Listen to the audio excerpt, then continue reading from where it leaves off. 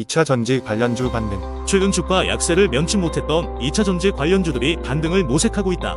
이들 주가가 단기간에 크게 하락하면서 투자자들 사이에서 저점이라는 인식이 형성돼 저가 매수세가 유입된 것으로 풀이된다. 23일 한국거래소에 따르면 오전 10시 5분 현재 포스코홀딩스는 전 거래일 대비 1만원 상승한 25만 2천원에 거래되고 있다.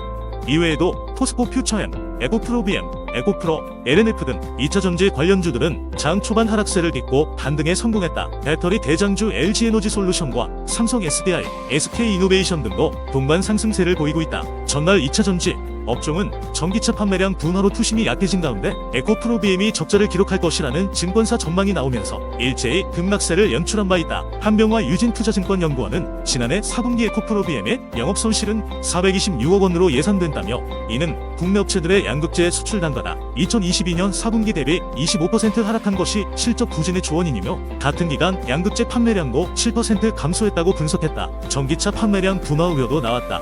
현대차그룹 싱크탱크인 HMG경영연구원은 전세계 전기차 시장 성장률이 2021년 117.1%, 2022년 65.2%에서 지난해 26.0%로 감소한 데 이어 올해는 23.9%로 둔화할 것으로 예상했다. 증권업계는 미국의 전기차 세액공제 혜택이 올해부터 주어짐에 따라 향후 미국 및 주요 전기차 기업들의 판매 지표를 눈여겨봐야 한다고 조언했다. 강동진 현대차증권연구원은 연초 미국의 전기차 판매 및 주요 전기차 기업들의 판매 지표 확인이 중요하다며 특히 미국에서 7,500달러 세액공제 혜택이 올해부터 판매 시점에 주어짐에 따라 수요가 호조를 보일 가능성 높다고 말했다. 이어 예상대로 지표 호전 시 2차 전지 섹터 전반 센티먼트는 점진적으로 개선될 것으로 기대한다고 덧붙였다. 인수합병은 산업의 흐름과 함께 움직이는 만큼 성장 산업으로 꼽히는 2차 전지를 포함한 에너지, 반도체 및 소재 부품 장비, 헬스케어 등에 관심을 기울이고 있다. 법무법인 광장의 M&A 전문가로 꼽히는 김경천 변호사는 헤럴드 경제 인터뷰에서 특정 사업 부문 외에도 기업의 구조조정 또는 사업 재편에서도 딜 기회가 있을 것이라며 이같이 밝혔다. 김 변호사는 지난해 시장 전반에 딜 감흥 현상이 이어졌으나 올 하반기부터는 사모펀드 운용사의 드라이파우더 소진 필요 등으로 점진적으로 시장이 반등될 것으로 내다봤다. 그는 지난해 고금리, 경기 침체, 불확실성 등 M&A 시장이 상당히 위축됐다며 시장 규모가 전년 대비 60% 이상 감소했다는 분석도 있다. 조 단위 빚들도 크게 감소했다라고 설명했다. 이어 기업과 사모펀드 모두 신규 투자와 투자금 회수의 보수적 입장을 유지했다며 딜을 만들어 보려는 노력이 성사되지 않은 사례뿐만 아니라 매매 조건에 대한 협상이 결렬되거나 적절한 인수자를 찾지 못해 매각의 철회 또는 지연되는 사례가 잦았다고 전했다. 다만 세컨더리 딜은 각각의 상황을 지켜봐야 한다고 분석했다. 김 변호사는 세컨더리 딜은 세계적으로 증가하는 추세고 한국도 활발해질 가능성이 있으나 지켜볼 필요도 있다며 매도자는 자본 조달 비용 부담과 향후 엑시트 불확실성 해소라는 인수자는 PEF 투자를 거쳐 사업 성과가 확인된 기업에 대한 투자라는 장점이 있으나 거래마다 다양한 상황이 발생할 수 있다고 내다봤다. 김 변호사는 그동안 합병과 분할, 지분 맞교환 등 다양한 형태 거래로 기업의 관리 효율성을 높이는 지배 구조를 자문해왔다. 작년에 SK에코플랜트의 환경 관련 자회사 합병과 분할 및 투자 유치도 김 변호사 자문으로 완성된 거래다. 건설사에서 종합환경기업으로 정체성을 바꿔가고 있는 SK에코플랜트는 2020년을 기점으로 M&A에 적극 나서고 있다.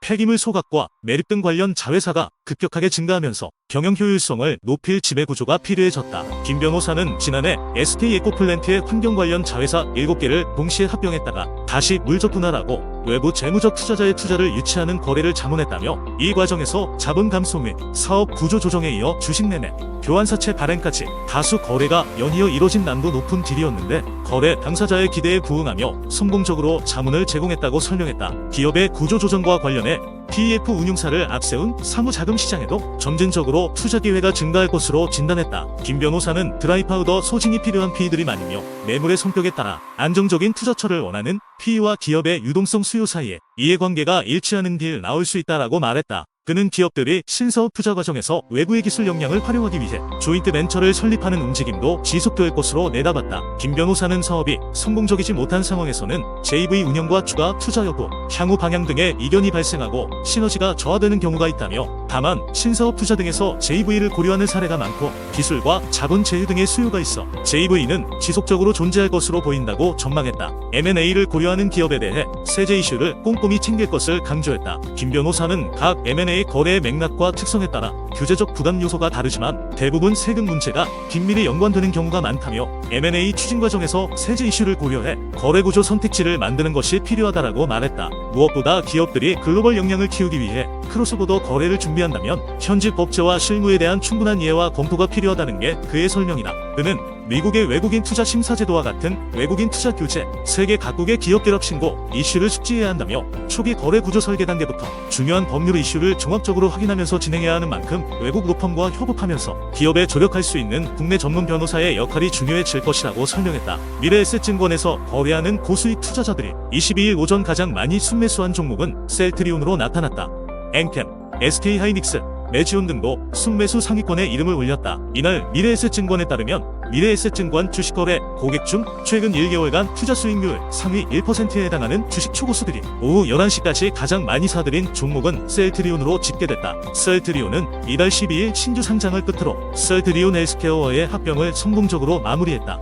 셀트리온은 바이오 시밀러의 선구자에서 시장 선두주자로 자리를 굳히고 혁신 신약 개발과 데이터 뱅크 구축 등으로 사업 영역을 넓힌다는 계획이다.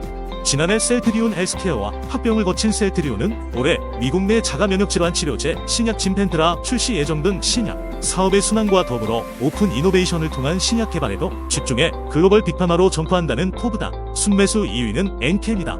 2차 전지 관련주인 엔캠은 작년 말부터 올 초까지 급격한 주가 상승세를 기록했다. 지난해 11월 초 5만 원이었던 주가는 올 초 최고 12만 9천 원까지 뛰어올랐다. 미국의 인플레이션 감축법에 따른 첨단제 조생산 세액 공제가 주가 상승 배경으로 꼽힌다. 엔캠이 미국 조지아에 공장을 갖고 있어 세제 혜택을 받을 것으로 예상됐기 때문이다.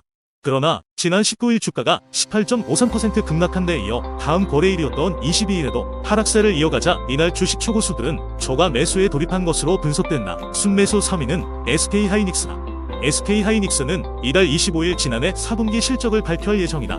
증권가에선 영업이익이 흑자로 돌아설 가능성을 제기한다. SK하이닉스가 5개 분기 만에 적자에서 탈출할 수 있는 기대감에 주가는 지난 19일 52주 신고가를 작성하기도 했다. SK하이닉스의 본격적인 실적 반등 가능성이 고개를 들면서 매수세가 계속 이어지고 있는 것으로 보인다. 이날 순매도 1위는 누닛이다. 이어 HPSP, 폴라리스 오피스, 알코 등 순으로 매도가 많았다. 전 거래일 순매수 1위는 DTNCRO다. 슈프리마, SK하이닉스, HPSP 등이 뒤를 이었다. 전일 순매도 1위는 삼성전자였고 이어 레고캠 바이오, 폴라리스 오피스 순으로 매도가 많았다.